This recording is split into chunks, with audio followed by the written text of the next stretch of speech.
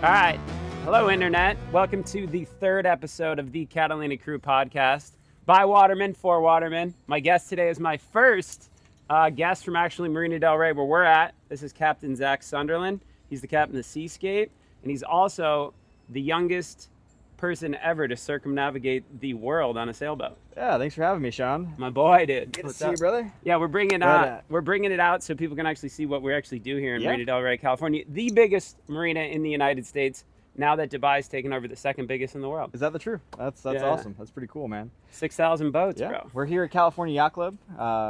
Beautiful spot. One of the better yacht clubs in Del Rey before she burned down. Yeah, it did burn down. There's something that they told me, like not an inside job or anything like that, but what they called it, I won't say it on camera because it's a little obscene, but it's actually kind of funny. We'll talk about that off camera. Afterwards. So the whole point about like our podcast and everything is to bring awareness to the water and what we do and with other watermen, and just Zac's story is just like amazing to hear. Imagine being a 16-year-old kid. You were 16, right, when you took off? Yeah. From Marina del Rey right here. Took off from the boat show, actually, at the time. They used to have the Del Rey boat show in 2008. Okay. I left, 16. And, took off. 13 months later, came back to Del Rey, and was the youngest person in the world to sail around the world for about, 3 years, 2.5, 3 years, I think. And how long did it take? It took me 13 months. And, so that was a long time. How many nautical miles did you go? About 28,000 they calculated, 28,000 some change. So that's all at 6 knots too. So we're going, 6.2 I think was my average. But how old were you when you did it? I mean, I know how old you were, but like how many years ago was this? I mean, it's got back when I was 17, 2009, and it's 2024 now. So yeah, okay. Years ago. Well, see, that's because there was a girl who just circumnavigated the globe. But point of this, like what I'm bringing up is the amount of technology she had on her boat. Yeah, you're right. It's still insane going around the world like that, but doing it in 2009 compared to doing it now. No, there's a lot of stuff, and I was lucky to do it when I did it too, because the people that inspired me to sail around the world, or the main guy, his name was Robin Graham, and he was out there with the sextant, back in the day. Yeah. GPS or anything. I was lucky enough we had radar. He's all Galileo about it. Oh man, it's so hard. You get one position every 24 hours basically when you have a sextant, and it's insane equations, and you kind of generally know where you are, but it's not like an up-to-date live feed. Okay. So the stuff I had when I went around the world, light years more than the guy before me went, and like you're saying, now if people trying it, there's well, she's TikToking the whole time she's going around the world. Now we got what is it, Skynet, or what's Elon's thing? Oh yeah. I know exactly what you're talking. We actually, I did. Throwing back to that, I was the captain on the yacht. Then when they rented the boat to do that, I had to sign an NDA and everything like that. We had to take pictures when that thing first launched. Oh wow. And now that's crazy. Now I don't know. It's Starlink. Starlink, that's the one. So dude, the kid shows up with the drone and all his bullshit. We're out there in like 6-foot chop, and he wants to put it up on the flybridge of the boat. And I go, "Did you bring a mount, or did you bring anything to mount this thing?" He's like, "No, I brought duct tape." And I'm like, "Well, we're turning around and going back in because you're gonna lose your drone. The Starlink's gonna go over the freaking side, and then we had to go back out and do it another day." Yeah, gotta have that marine grade stuff going on, bro. Well, so what's your mindset? I'm saying, like, I actually don't understand the mindset of wanting to go 28,000 nautical miles, but what's the mindset, like, when you leave and then you're just by yourself pretty much the whole time? Are you able to talk to family members, friends? Yeah, I mean, the cool thing was I had a satellite stat phone? Yeah, I did. So you're going all freaking El Chapo about it? The old Iridium phones. It probably gave me, like, brain cancer or something. We'll figure out that later. But, it was actually sponsored, too. So my phone bill for that 13 months was $40-something thousand. That was sponsored. And my sponsor didn't realize I was going to rack up that much of a phone bill, but I was able to talk to people at a pretty high rate of cost to them. It was like $5 a minute or something. Okay. But I did have that, which is cool. I could talk to weather routers, stuff like that. And then again, like as far as the tech goes, the radar was huge, having the radar guard zones. Okay. But yeah, basically I was out there, with maybe 20 minutes of contact with people a day, talking to my weather routers or updating different blogs or whatever. And then I'd be out at sea for about just like average of 20, 25 days. And then I'd be in port for like a week and a half and take off on the next leg. Okay. That was kind of And speaking of weather, what was the gnarliest like day or swell or rollers or whatnot? The Indian Ocean really kind of takes the cake for that. It really kicked the crap out of my boat and myself, and just storm after storm. Like when you're sailing long distances, there's always a season to go and not to go. Like, Mexico, like you don't go down there during the summer because there's a bunch of hurricanes that roll through. And Okay. same with every ocean. So I was there in the right time of the Indian Ocean season, right about like on the edge of it, and I just got hit by like 3 storms back to back. The boom of the sailboat snapped in half. The forestay, the wire that holds the mast from falling backwards, snapped. Luckily, I had a pretty heavy rig on the boat, so I didn't lose my mast, which ended the trip, but came super, super close. The rudder, which is how you steer the boat, snapped in half as well. Yeah. All like back to back, like a week apart from each other. So I pulled into port going from Darwin, Australia to Mauritius, just beaten up, man. And that was probably the roughest time. How long did it take to repair the boat? A couple weeks. I had really good sponsors. UK Halsey was my sail sponsor. They sent out all new sails like immediately. Got a new boom flown in, and just we had a lot of. The sailing community is really tight. It's like any other tiny community that's going on. Like if you're doing stuff like that, everyone pulls together, and really great testament to the community that they all came together to make that happen for me. Well, yeah. Plus, it's such a legendary thing that you're doing. Like, people just want to be involved to support you. That was really great. I had a lot of really good people on my team. And then on you're that. back out there for the next one. What's the longest port to port without like being in a port, like leaving one destination going to the next? What was the longest time at sea? 36 days. Yeah. And where was that from? That was Point from A and B. It was Mauritius to I'll say St. Helena to Mauritius. Where's that located? I look at my chart real quick. It's been a while, man. One second here. Well, and what we were talking about is he's on his phone. Is like we both grew up sailing. Like, I grew up, my grandfather had a Bristol sailboat growing up in Watch Hill, Rhode Island. My mother and father met on Martha's Vineyard because my dad was out there sailing for the summers all the time, like a real pirate. Yeah. And dude, I grew up sailing all the time, so the family dynamic of just being around your family was great. But when they were like, let's go out and sail, like Block Island Sound, and I just get the shit kicked out of you. And I would just hate it. You know what I mean? The sailing aspect. But I loved like my little sailboat. I had a 14 Zuma or a Sunfish, shit like that. But when we go out in the big boat, and then they'd throw me off in the middle of Block Island Sound to be like 500 foot deep. And they'd be like, you're scrubbing the boot top. Oh, yeah. And in August, it's jellyfish season, so you're getting stung to shit. Getting zapped, yeah. Like, my parents would have got like, or not my mom. My mom she wouldn't have done this, but my dad and grandpa, they were wild, man. So that point of the story is, it's like, now you'd be like arrested for that. But hey, it builds character, bro. It really does build a lot of character. And also, like, there's such immediate consequences to being on the ocean. Like, if you overload your sail, you flip your sabot over. If you don't tie up your boat well enough, it drifts away and you lose your boat. So it really does build a lot of character. I like to see the young people out there, especially at the yacht clubs. Like California Yacht Club here is a really good program. Still funneling these little 5-year-old kids out there to kind of face their fears, and not what we had, but it's something. Yeah. Well, yeah, they have like counselors and stuff teaching them the art of sailing, and they're like, get out there and learn. It's just like, yeah, it was gnarly, but hey, it was worth it. That's why we're both working in the boat industry now. I know, man. Born by fire on this one for sure. Yeah. On the sea. So yeah, it was St. Helena, which is where Napoleon died, to Grenada in the Caribbean. It was the longest stint, and that was 36 days. So. Yeah, 36 days. What's up? Yeah, we have a dog and an exhibitionist looking at us. Absolutely. But yeah, so that's what happens when you're outside. But point of the story is, hey bud. Hey bud. Don't tell me he's going in the van. Yeah. So yeah, he's going to chill. So we're good with that one. So back to Mauritius. He can hang out. My husky Logan likes to hang out in the van. So come here, bud. Come here, bud. Let's go. All right. Well, Hercules is off. So back to the question at hand. Mauritius is where Napoleon died. Yeah, so it's where he was exiled by everybody. They were like, they couldn't kill him for some reason. I tried to watch that movie with Jean-Claude Phoenix, and it was unwatchable, dude. Yeah, I didn't get that far. It looked good though on the billboard. No, it looked good until they're all speaking in like English. And I'm like, why are you speaking Old English when it's supposed to be a French movie? I'm dyslexic, man. I appreciated that. Narcos was hard for me. yeah, no doubt, dude. But so that's where he was exiled. Yeah, so he ended up dying there. They poisoned him. Okay. And they gave him like arsenic or something. He ended up dying there. That's what they're famous for.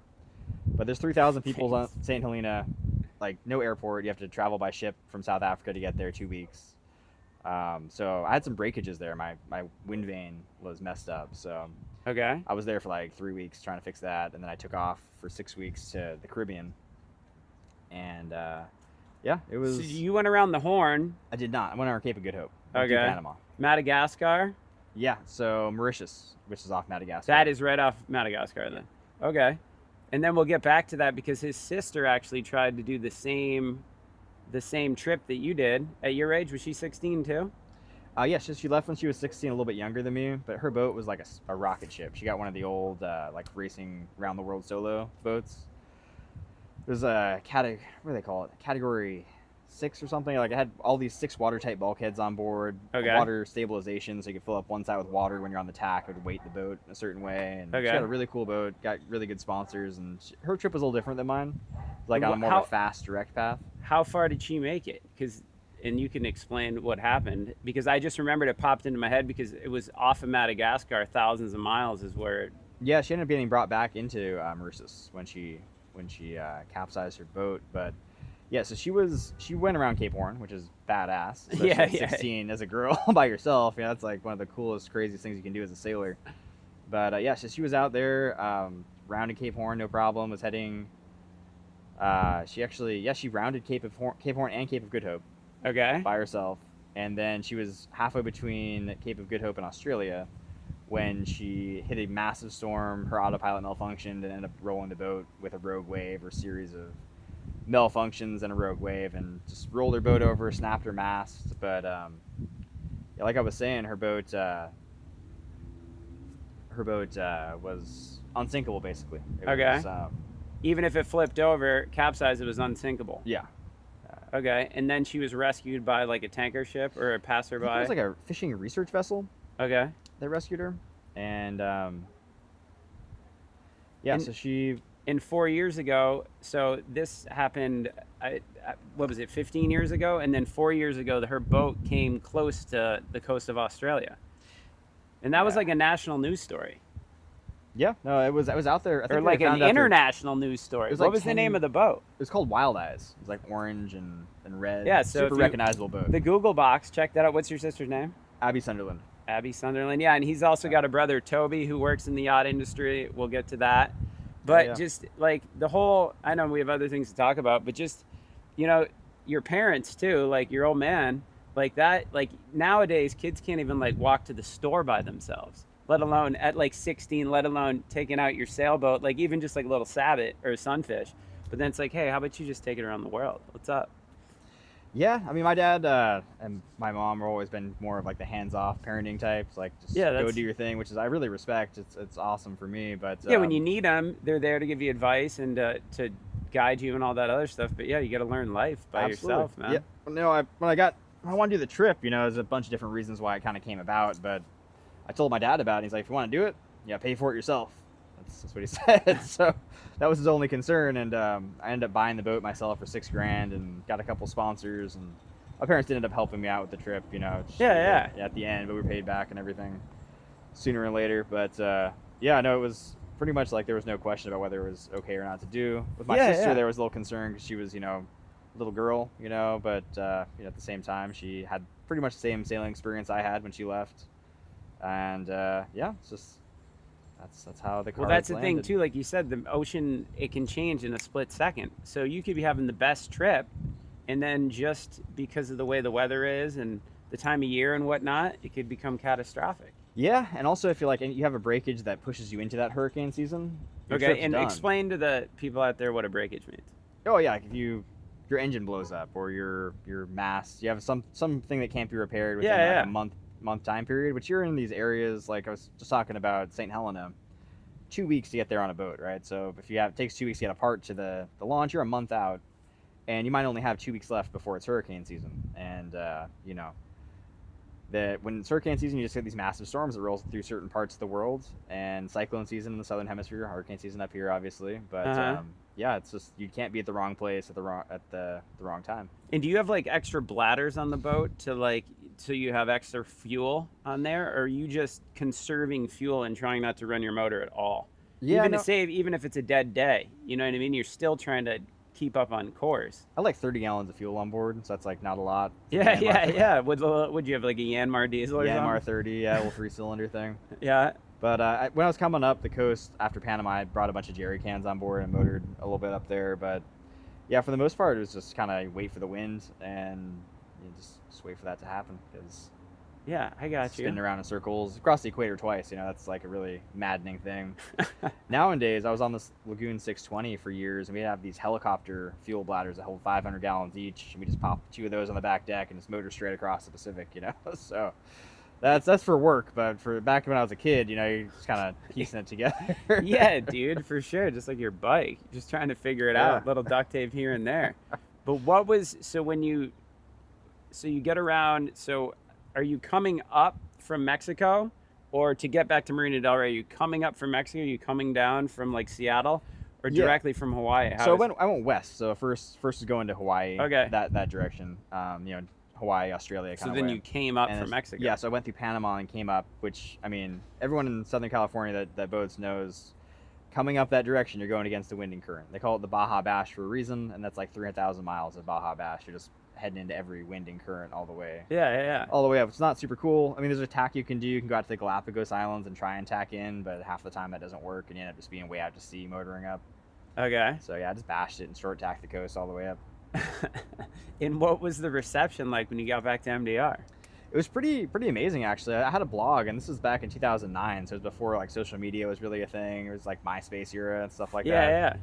But my blog was getting like hundreds of thousands of hits a day. I was like close to a couple million hits a month towards the end, and I was all over the news. So there was like 500, 600 boats that were here out to sea when I got back, which was awesome.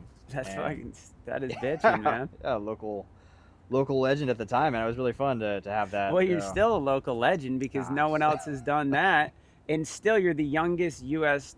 born citizen to ever do that trek. That's what I still hold. Yeah, 15 years later. Right. Is that a Guinness record or USA record? It's a U.S. or American Sailing Association record. ASA. Yeah. Guinness was gonna do it, but they ended up charging it was a ridiculous amount of money to come out to each port to ratify it. So it was like, well, that's not worth doing it for us. Like $50,000 or something to have. I'm gonna try and wakeboard from Marina del Rey to Catalina straight behind the boat at some point when shark season ends. I didn't really know there was a shark season until now I know. So it's gonna be after October. But I applied with the Guinness thing, and yeah, if you do it, there's one way you can do it where you're not doing it for charity or to raise awareness or use their name, and then it's free. But if you use anything from their name, then it's $15,000 minimum. Yeah, and they have to have their guy come out. Which That's what I mean. Their guy's well paid. I'll tell you that much. That'll be like hundreds of thousands, and you're you're just trying to do something that no one else has done. Yeah, there wasn't room in the budget for that, but no, it was. There was a record by ASA and everything, so that was cool. So, would you get a trophy, plaque? You got a few things, yeah. That's what I'm talking Still about. At mom's house, hanging on the wall. Yeah, man. Well, hey, that's a good one. I'll take that. For sure. But so and then you transitioned it into a career. And like your little brother, Toby, like we talked about, he owns Compass Yachts. You have Intrepid Yachts. Yeah. And you actually took Toby, how many years younger than you is Toby? So my little brother is 6 years younger than me. And when I got done with my trip, I went to college for like a semester. And I was like, you know what? I'm just going to get my captain's license and do that instead. So I got my 100-ton when I was 18 and just had enough time to get all that done from the around the world trip. You can only start building time when you're 16. Yeah. So you have to have it pretty much every single day at sea by the time you're 18 to get that. And so I got that and then jumped on. Well, doesn't your trip around the world, I think, would have sufficed? It did count. Yeah, it did count. But yeah, I jumped on a bunch of different boats, did the whole like coming up through the ranks thing. And then when I was in my early 20s, I got on my first yacht, and it was for the owner of Ben's Warehouse, a boat called In the Flow. Okay. And yeah, picked it up in Panama, big old catamaran, and we took that thing just all over the world. That's the one we need out here for rentals. It's a huge catamaran. That's the one. It's a 32 feet wide, 62 feet long.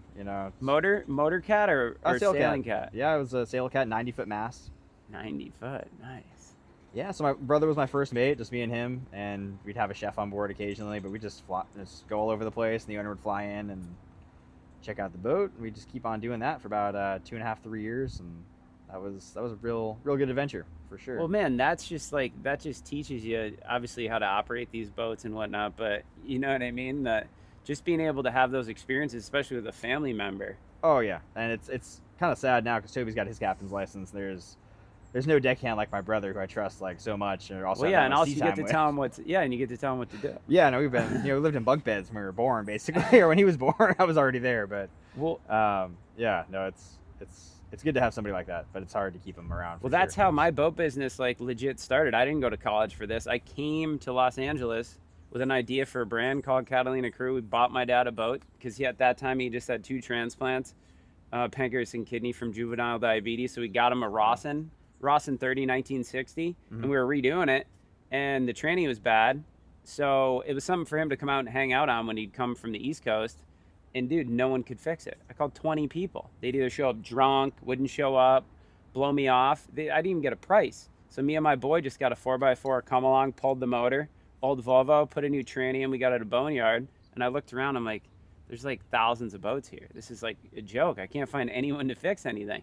So I put up a Craigslist ad and hired an old timer, Jaybird, and we're off to the races. That's wild, because I've had the same experience too. Though it's really hard to find good people, and the good people are always booked out like months in advance. So yeah, I still try to, like, we get booked out, but I still feel like, if somebody really needs help or something like that, and they're really in a pinch and they're nice, I'll take, you know what I mean? Even though if you worked a 12-hour day, I'll still show up to help them and see what can be done. 100%. That's what makes people valuable too, being able to call in the friend favors, where it's like, someone might be booked out 2 months, but if you have some weird AC problem and you're about to do like a massive charter, the AC guy will come down on Thanksgiving and do a couple things for you real quick. We salvaged a boat. So my mom, I think we mentioned in other ones, my mom lives here now. She's the dock master at one of the marinas. Yeah. And so we're doing Christmas at my house, and I had some of the workers there and whatnot, and I get a call from Overseas Insurance, Scott Jarvie, and he's like, hey, you want to do a salvage? Boat just sank.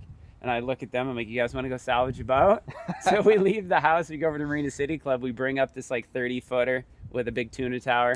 And yeah, it was pretty trippy. It was all the way at the bottom, or how'd you catch her? Flipped. So pretty much, oh gosh. The thing is, when you're salvaging the boats, and I've learned that, is you pretty much use its weight to its advantage, unless it's completely on the bottom. Gotcha. It wants to float. So you just need to get enough tension on it, so while you're taking the water out, little by little, it'll right itself. And especially those open deck boats, it took us only like 2 or 3 hours, so we got paid well. Yeah. It's Christmas Day. That was probably the best Christmas money I ever made. Right? Honestly, bro. People lose money on Christmas. But like my mom's, so we grew up with like our family restaurant and stuff, and dude, they were throwing me I'm the oldest grandchild and my parents' first kid, so they just threw me in the grease trap, did whatever. So like I'm down for anything. Man, I was like my dad's little sidekick, dude. Like, let's go. Same, man. Yeah. No, my dad brought me up, like, just going to work with him when I was like 5 years old and stuff like that, doing fiberglass and everything in the industry, which I'm super grateful for. At the time, it was just like unpaid work until I was 15, 16. Dude. The only thing I ever really bitched about was raking. You guys don't really have to rake leaves as much out here, but in the spring, because my dad always wanted his lawn like looking like a freaking golf course. Right. Spring and fall, raking leaves, dude. That shit is like torture. Yeah, a blower or anything? Oh no, dude. We had a ride-on lawnmower and we had a blower, but you'd start with freaking the rake, and you start with like, I didn't even have the gas-powered push mower, dude. I had the one from like 1910. Yeah. That was so our restaurant, it's still there to this day. It's called Plan B at One Way Fair. It was called One Way Fair. My grandfather founded it in the late 60s. It's a train station from the 1800s.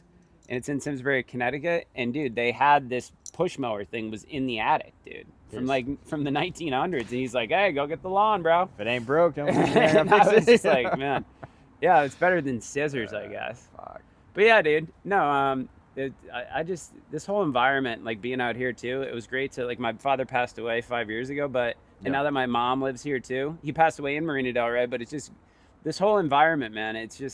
It's like electric. And for the marine industry, like it's not that known, and we're like Hollywood's harbor. Like Hollywood's right there, and we're the harbor for Hollywood. Absolutely. You know what I'm saying? Yeah, we're way closer than Long Beach. We're way better set up than Long Beach. Oh man, yeah, Long Beach. In Long Beach, they do the Queen Mary, but when you're going down there, man, you get pounded in that freaking in LA harbor. The Hurricane Gulch and all the big ships and stuff. You got to know what you're doing over there. Yeah, for sure. I used to live over there for like 6 years. So I first kind of came up as a captain, but so you grew up here? Yeah, I was born in Santa Monica Hospital and lived in Del Rey like my whole childhood. But yeah, and you said you always come back. It's like, why wouldn't you come back? My mom's friend was just visiting from home from Southwick, Massachusetts, and we brought her on one of the big boats the first day she was here. My mom took her on a Duffy cruise on her Duffy. Yeah. And she's like, I'm in like shock. I'm in like awe, like looking around. She was like sensory overload. Now it's beautiful here. We got Paradise Cove, which is 16 miles up the coast. And, yeah. Redondo, if you want to get day lunch on your boat, you can go down there. Yeah, if you can find a little yacht club spot over there for sure. It is really beautiful. And we're protected from all the weather. Like Ventura or anywhere else, you get like kind of pounded by the swell and everything. Yeah, once you go past Zuma, then it starts to open up. Yeah, no, you got some real chop out there on the Channel Islands, but no, it's a beautiful spot, man. Very unique and close to everything, like you're saying. We've got depending on traffic, 40 minutes from anywhere, pretty much. Yeah, I know. We are it's like the epicenter, and it's just like when I was saying, I remember when I came here, the day one, I brought the Zuma with me as like a trailer to bring my bike and stuff behind my SUV, and I rolled up at South Coast Corinthians Yacht Club. I needed a place. I just pulled up to the marina. That was the first thing I did because I wanted to dump the boat somewhere. Yeah. And I'd never seen it before. I'd never been here. And South Coast Corinthians Yacht Club was having sailing night. They invited me up. And I'm like, what do you guys do to winterize the boats? Because where we're from, dude, you take them out in the winter and you work on them. And you're like, they stand all year long. And I'm like, what the fuck? I'm like, what? Really? They stand all year long? So that was trippy because I'm like, you really have to be dedicated to be a sailor. Like back east, you get like 4 months. Yeah. And then your boat's just sitting on the land. Paying for it. Oh, dude, the motor never runs right in the summer. We'd always be messing with the Perkins diesel. So our original boat, I have a tattoo. The Irish King. It was called the Irish King. This is for my dad, hailing Port Ireland, and then the pirate flag. But point of the story is I was the captain of the Irish Prince, the dinghy with the 2.2 Merc. Absolutely. That thing would never freaking run. The Perkins, there'd always be a problem. Those were the funnest times. Family members just yelling at each other when none of the mechanical things are working. That brings you together or tears you apart. Yeah, and exactly, comes back together at the end, I guess. Exactly. Well, hey, once you get the project done, it's like it can be the most stressful project, and I find that still today working on some of these boat projects. Yeah. Where it could take months, but then once you're done, I completely forget about all the shitty part about it, and I'm just like on to the next one. That's how memories work. Yeah, it's but it's also super character building, as well as like the friends you build in this industry, like doing these crazy charters or deliveries, whatever it may be. You go through all these crazy stressful experiences together, and just the bond that it builds on the coast is that's what. So another thing my dad said, I remember we did at the Rawson, and we go out to Catalina Island with a bunch of Catalina Crew clothes. It's like 2016. I legit re-stepped it with a Catalina tall rig mast, and I brought it around the break wall, and I'm like, all right, we're going tomorrow. And I'd never taken a boat 40 nautical by myself. So we did it. We got out there. We had a blast. We were in the parade, handing out shirts, whatever. On the way back, though, it took 10 hours, and we were getting pounded. Oof, and so rough, I finally got back. I called my dad. I go, I'm never going on that thing again. Fuck the boat. And he goes, that's what it's about, man. You made it back. He's like, 2 weeks. You'll be back. 2 weeks. Yeah. And then you're back out there again. Probably less than that. You know what I mean? Yeah, dude, because it's like live to tell the tale. You got back from, and while you're in it, dude, it can be, and I can only imagine you for 13 months. While you're in it, sometimes you're probably like, oh, yeah. whoa. No, there's also like the deliveries and stuff too. It's like, why do I do this as a job? But at the end, when you get into port, it's such a great rush, to conquer that mountain. Well, what's the gnarliest delivery you've ever done? Oh, I don't know. I spent some time up in Alaska, did some gnarly deliveries up there, like fishing boats and stuff like that. But there was a year where I was in between full-time captain jobs where I ripped, I think it was 6 deliveries between San Diego and Seattle. And okay. We were just bringing boats up and down, just all year long. And so many things happened during that trip. It was sailboats, power boats, like everything in between. But we were doing it like in the winter, like December. We're not supposed to really be doing that trip. And we were hitting lobster pots. It was like lobster season. Oh, dude, the worst. Yeah, so this little 50-foot sailboat was getting wrapped up. We're jumping in the water with knives and hitting multiple ones a night and just freezing. And it was just me and my buddy Charlie at the time doing it.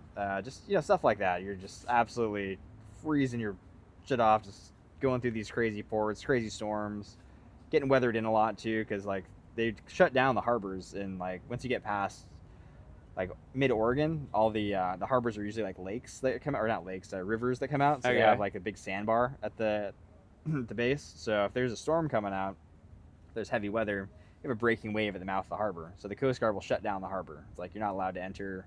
Okay. They'll turn you away if you try.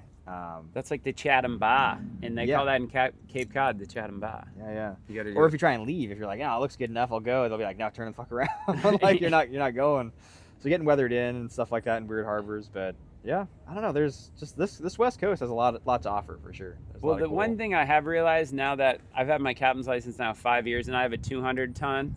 I went 50, 100, now 2, and then when I renew it, I'm going to do the 500 one. Nice. Or 500 ton, and it's not like I'm going to be driving those boats continuously, but it's just good to have. 500 is a really hard test, from what I've heard. I'm at the 200 as well, but it's 500. You're looking at a lot of celestial navigation, a lot of math, but Takes about 2 years to study for that one. From what I heard. Yeah, I got the books. We're dialing in. You're getting it. So I still have like a year until I have to renew it. So nice. And then you have to start the physical and all that other stuff over again. So I just figured, why not try and go to the next one? What's of course, the point? yeah. What's the point about life if you're not progressing? Feel you on that. So it's just like you've done deliveries from Hawaii too. Yeah, I've done a few from Hawaii. I think I've crossed the Pacific 5 times. Okay. Yeah. What was the gnarliest trip across the Pacific? Biggest swells? Let's see. Because your brother told me a story about your dad. So you got offered the job, or he got offered the job to take some sailboat back, but your dad did it with like your youngest brothers or something like that? Yeah, that was recently. That was like 4 months ago, or not even 4 months, like 3 months ago. Weren't they taking like 40-foot rollers or something? It was like, the boat was a Beneteau 45, and it's for the owner of Dun Diggin', this boat that I manage over here. He's got all these boats all over the place. Yeah. He's like, can you bring my boat back from Hawaii? I'm like, I can't be gone for that long. It's like a 20-day trip kind of minimum. On the way back, it takes a lot longer than going there. So my dad was down to do the trip. He brought my 2 little brothers with him and like some random girl, and they ended up just like doing this trip.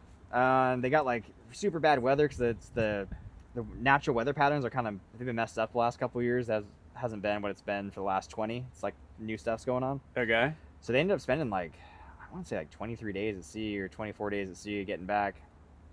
Ended up down in like San Diego when they were landed, but. And then they'd take the boat up, or they leave it in San Diego? Oh, they had to bring it back up. They brought it back to Del Rey. Oh man, dude. So when you were out there, what's the gnarliest? So because I got offered a delivery once through an insurance company, and I just was like, I don't feel comfortable doing that. As me being the captain, I'd want to go with somebody who's done it before, especially if it's like a $500,000 to $1 million boat. Yeah. And they were saying the best path from Hawaii was to Seattle, like direct. Yeah. When I was on that lagoon, we did that, and that was relatively easy work, just getting back. You aim kind of towards Alaska at first, then you kind of, as soon as the wind breaks off, you head more towards Seattle. And, okay. The Juan de Fuca Strait, and then you go in there in Seattle, bam. But that's a good run. And then, but if you're trying to get down to like Marina del Rey, for instance, it's harder to pinch that angle. Okay. Right away, yeah. Hence why, the offer of the amount of money that it was pretty enticing. I almost was like, let's go, screw it. No, I mean, there's good money to be made, but the insurance company has to sign off on it. You got to have all the right people. You got to have your weather routers in line and all that kind of stuff. Yeah, and then it could have got sticky. So let's talk about Intrepid Yachts. That's your company. Yeah. So I've been full-time captain on Seascape for a while, and I was always doing a bunch of side work. And so I started Intrepid Yachts, and I've got 6 boats here in Del Rey that I manage, from like 93 feet down to, I think the smallest one is like 45 feet. Yeah. And just everything in between. My life on the water has kind of taught me how to troubleshoot stuff, and if I can't figure it out in a timely fashion, I've got like all the best vendors on speed dial. So that's kind of like it's pretty much building the book of business and the people you trust and the vendors you work together. Yeah. And we all like pretty much know each other. Like exactly. I know who to call for this certain problem. 100%. Yeah. If there's an AC problem, Andrew Hodgkins. Yeah. Just for instance, and if there's like a plumbing issue that anybody has, you got a guy for everything. Electrical. I have a diver. It's almost like major league. AAA, AA, single A. Right. Like I have a guy, like if it's the one, like the big, like we have a 130-foot yacht that's on our YouTube channel that we did a vlog about called Northwind. That's actually going to be docked right up here. And we're going to do a vlog on bringing it up. Yeah. But I know my diver who is going to do that boat. But then I also have divers who do other ones. It's not take away from the work. I just know that they've been doing it so long that they're so proficient, they'll know exactly what needs to be done. Exactly. When you vibe with somebody and they know what you need out of the job, that's huge too. Yeah. But yeah, so Intrepid Yachts have been going really well, and got myself, my girlfriend, my brother, all kind of. Yeah, we're gonna have to get Toby on here now too. Compass Yachts. Yeah, he just moved back to Del Rey. Toby's a very, very accomplished young man, especially at his age. He's 6 years younger, so he's still in his early or mid-20s now, I guess. But yeah, no, it's been good. Not sure how much more I can expand just with myself. I'm sure you run into that yourself with Catalina Crew. There's only so many emails and phone calls you can take in a day before you're, and there's a lot of stuff that you can only handle yourself. Well, that is the one thing I've found coming from the east to the west. There's like a laxed vibe where some people just don't want to work. Like you have, obviously, meeting you and the stuff that you do, that's why we vibe, and that you have the work ethic where it's hard to find people that'll represent your company properly and do the work they're supposed to do, that's 100%. where, and that's why you're like working, you're burning the midnight oil. You're sending the emails and you're freaking, changing tranny parts. Yeah, no, I like to do it myself as much as I can.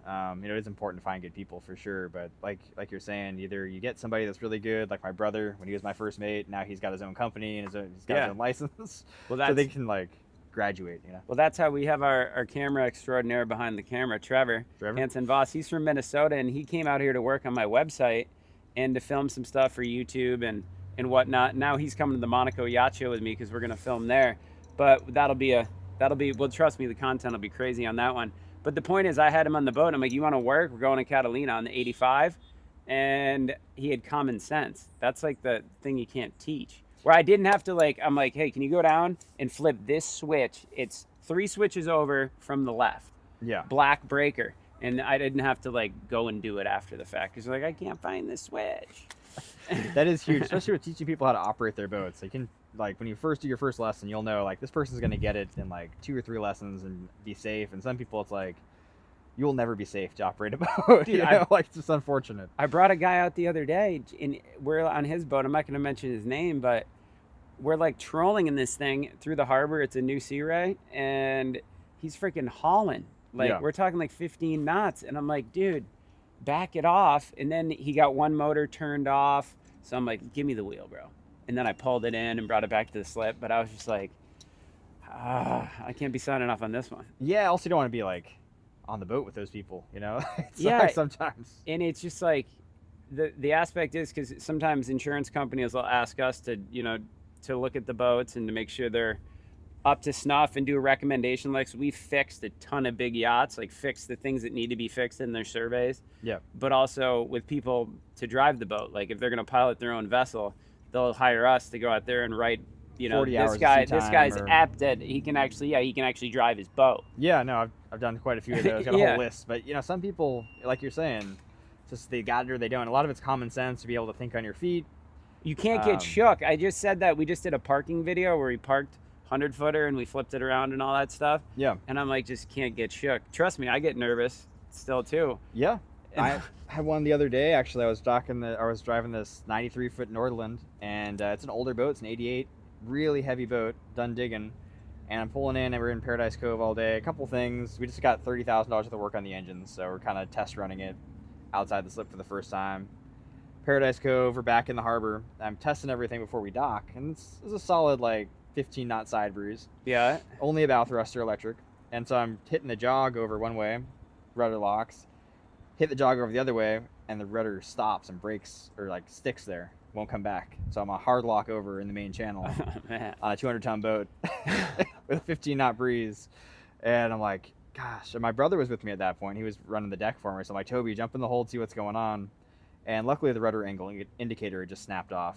Okay. And it was someone had repaired it with Bondo back in the day. Oh, of course. And yeah, little JB Weld to do it. 100%. Yeah, I was like, who's done this and not fixed it? But yeah, I was sure the rudders were all my gauges were saying so they were. So you're ready to drop the hook and put her. Or... Oh, I don't know. I was gonna hit Burton Chase Park actually. I was trying to do a nice little side landing on the big dock over there because I'm not gonna dock. Yeah. Oh well, on the big one, the pump out dock.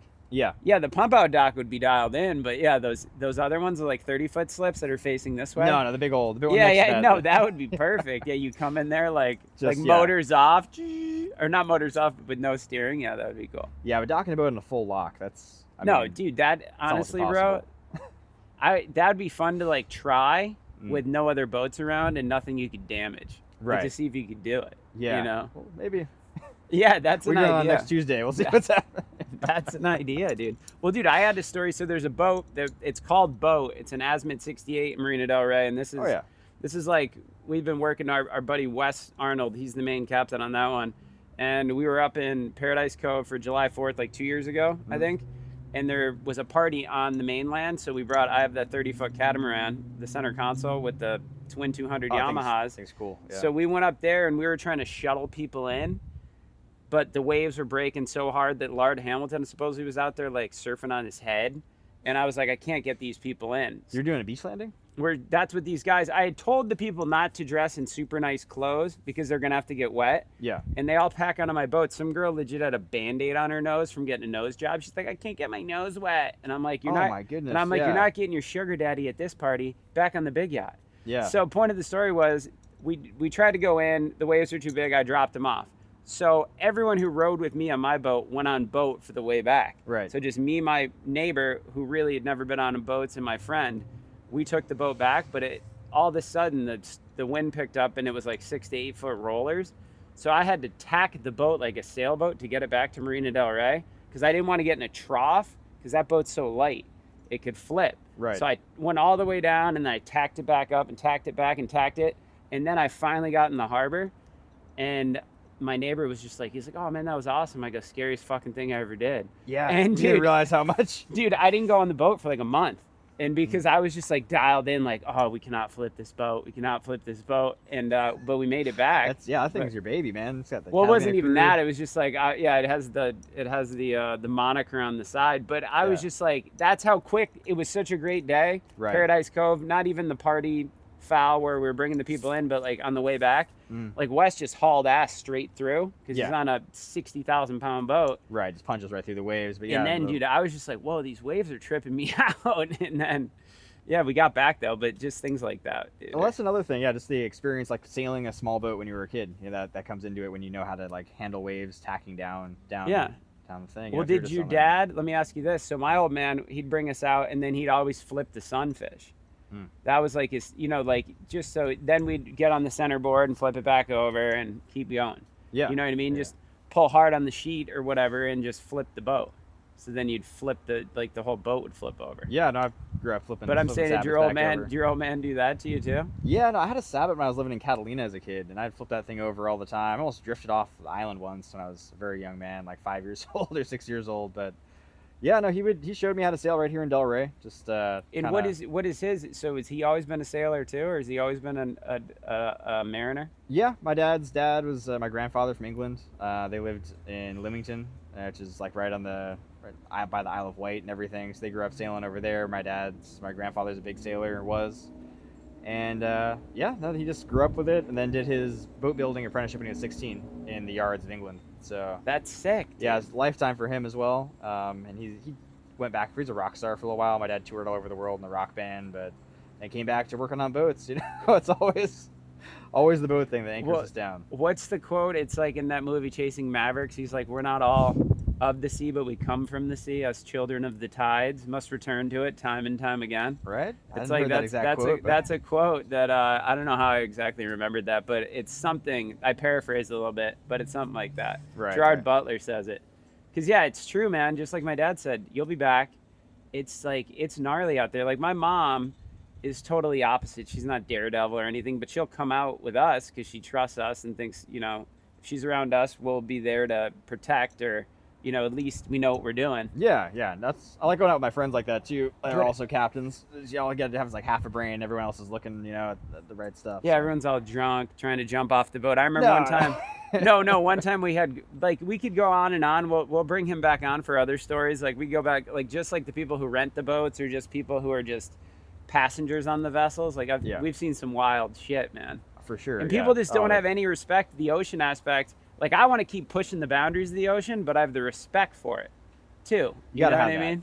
Absolutely. Where people are just drunk. They're like, can I jump? One time we were in L.A. Harbor, and this girl's like, can I jump off the side? I'm like, it's like 4 foot rollers, man. I'll never find you again. Yeah, people don't realize how deadly it is out there. I mean... Yeah, and we're like 6 miles off near all those oil derricks and stuff. It's just like, that wouldn't even come to my mind. Right. No, it's a wild thing out there, and it's really like just one move away from death at the wrong time. I mean, people, we operate in a way that's super safe for everybody, but if you do the wrong thing at the wrong time, like it's super unforgiving out there, which is something people forget, occasionally. Well, that's something so there's a fighter pilot we've had fighter pilots on the 85 footer before that, they were in the Air Force and one of them was in the Navy, what is the Top Gun type thing? Yeah. And they're like so impressed that you can park these boats. And I'm like, dude, you guys are flying fighter jets. Busting G-force. And so this one gentleman who's actually he just bought a boat. It's in San Diego. He's bringing it to Del Rey and we're going to run it. he was just like so impressed about going out in the ocean. He's like, I never thought this would be so difficult. He's like, I just pull back the yoke and I fly the plane. And I'm like, dude, what you guys do is insane. Yeah, there's a lot more calculations involved in that, but Yeah. what we do is like parallel parking a tank on a moving road. Yeah, That's pretty much what it is. You got exactly. And but the point it's like this. It's similar to flying. Being on the ocean is like hours and hours of boredom interrupted by like seconds of stark terror. That is like the thing that's the thing that we were talking about. And you know, like the other thing that me and him do as buddies, like when we're not out on the ocean all the time, we have motorcycles. He's got his Harley chilling right here. Yeah, man. That he actually just repaired it all himself, but 5K in parts into her. She's looking all right. Yeah. No, that thing's looking bitchin', dude. Yeah, I missed Sturgis this year, but went last year, and yeah, I've taken this thing all the way across America. I love motorcycles. It's what I do in my spare time. Well, dude, we got to go for a ride again soon. I'm down, bro. Let's go hit the canyons. How your bike's looking? They're fucking dialed in, my boy. Yeah. All right. Well, hey, dude. We have, I don't know how many minutes or how many seconds or whatever we've taken up, but dude, it's been a pleasure, bro. Sean, thanks for having me on, brother. I just appreciate it. And congratulations on the Catalina Crew Podcast, man. Very cool stuff you guys are doing. Yeah, we're trying. And hey, I think he might be coming to Monaco too. So that'd be really fun. All that content's going to be insane. Hell yeah. But hey, brother, appreciate it. All right, Thanks, man. bud. Cheers. Lock and load. All right, we out?